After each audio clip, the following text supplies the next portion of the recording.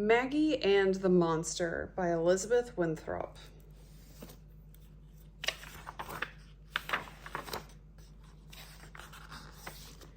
Every night, a monster came into Maggie's room.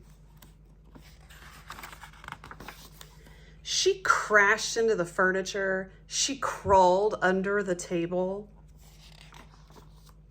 She sat down on the chair and grumbled to herself. Maggie didn't like the monster. "Get out of my room," she shouted.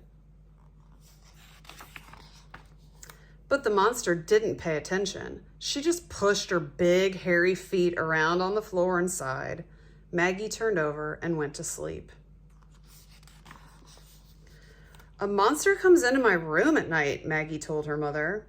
"What does it look like?" her mother asked. "She's got big, hairy feet," Maggie said.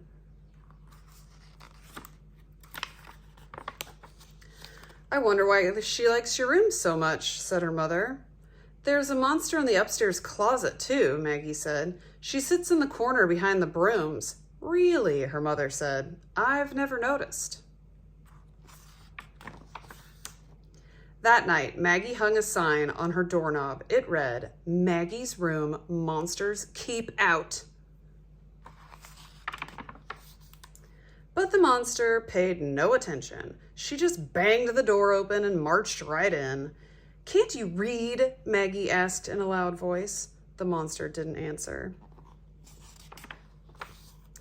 She snuffled around under the bed and peeked behind the curtains. She knocked some books off the shelf. "Watch out!" Maggie shouted.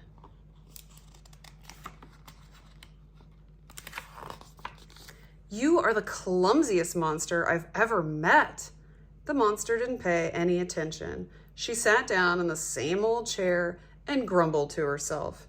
Maggie stared at her for a long time. Then she turned over and went to sleep.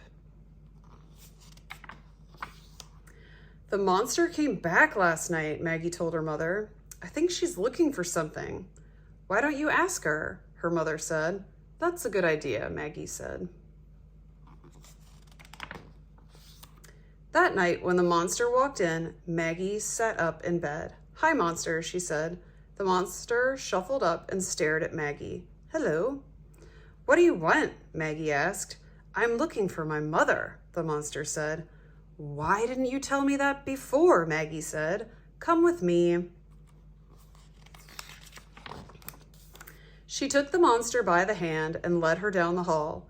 The monster in the closet peeked out from behind the brooms. "This must be your mother," Maggie said. "She has big, hairy feet just like yours."